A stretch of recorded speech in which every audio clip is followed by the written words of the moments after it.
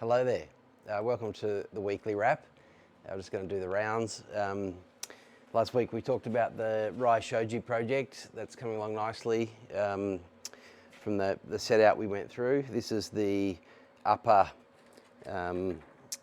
kumiko layout above the bed head. It ties in with the longer version here. So that's the kumiko grid.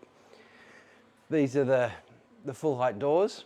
Nick's been working on these, and we have, that's the bottom with the thicker base rail and a thinner top rail. These two doors slide in behind the bed head and then align, but they close off the master ensuite. So this is looking at the face. The kumiko set back, and then on the other side it's set in fumil for taking the Japanese washi rice paper. So that's a double screen. Comes out either, you can bring it out in, you can set it wherever you like, but you could, to get them to align, the light to still come through without shadowing, you would bring it out either one full screen or two. And it's been coated using FID's hard wax oil in a matte on this.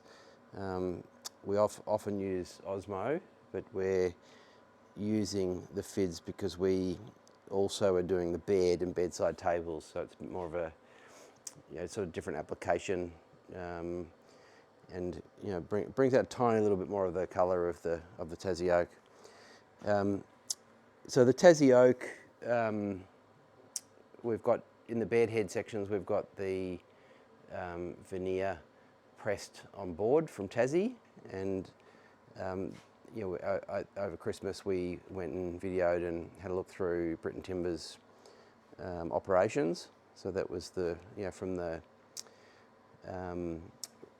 the forestry point of view to the wet mill where they're breaking all the logs down, to the drying and dry mill where they're drying timber and then dressing it into its various, cutting and dressing into its various forms.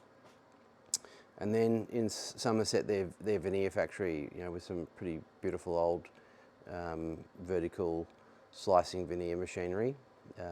So pretty amazing tour to see how that comes together.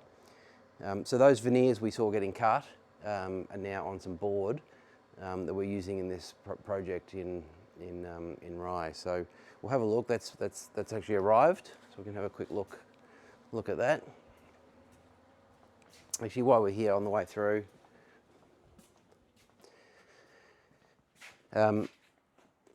this is the single screen that sits on the other side, so it closes off the walk-in robe.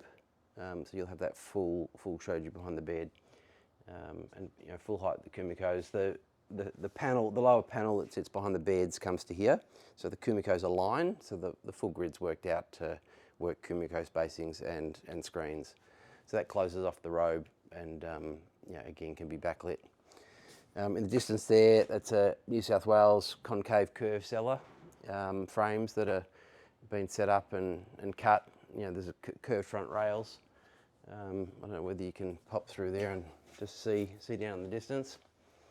So they're our curved front rails and back rails. And then here we've got a new project, semi-commercial kitchen to have sort of dedicated dining around. So this is working through this set out at the moment. So another sort of exciting project we can share with you later in the year.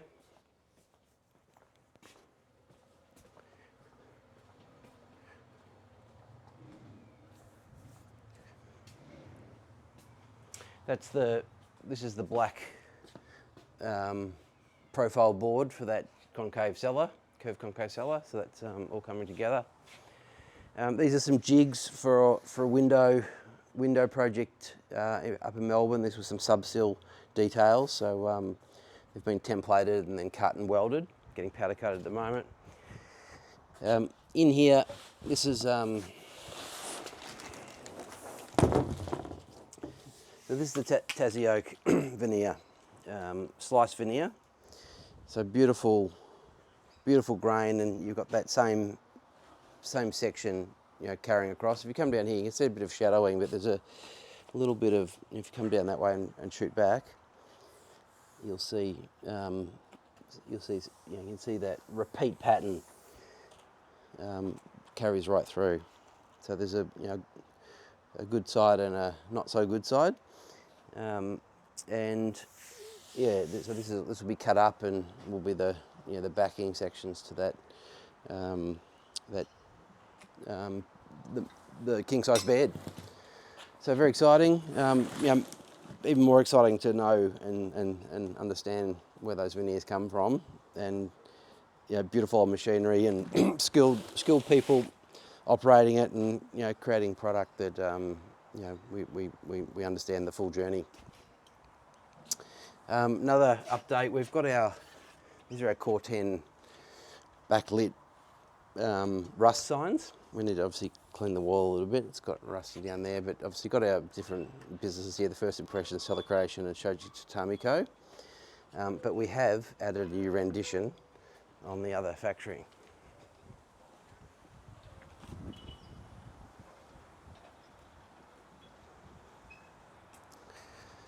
So again, Core 10, but the rust hasn't kicked in yet, but RR Creative Studio, obviously the station you're watching now, to market Australasia, another business entity where we're looking at products from Japan and Asia into the Australian market, and then Japandi Studio where we're doing more Japanese inspired sort of work. So yeah, so we've got the two factories nicely set up now, and paint the picture of what we do.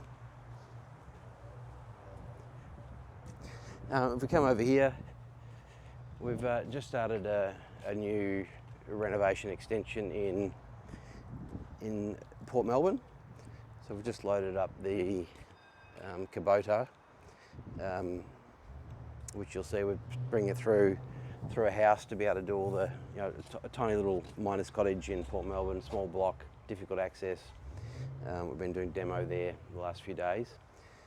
So the excavator, the cab's been taken off, and we've created sort of an avenue through the house, and strategically sort of placed or created openings through where front windows are being upgraded to slightly oversized or larger format that was there.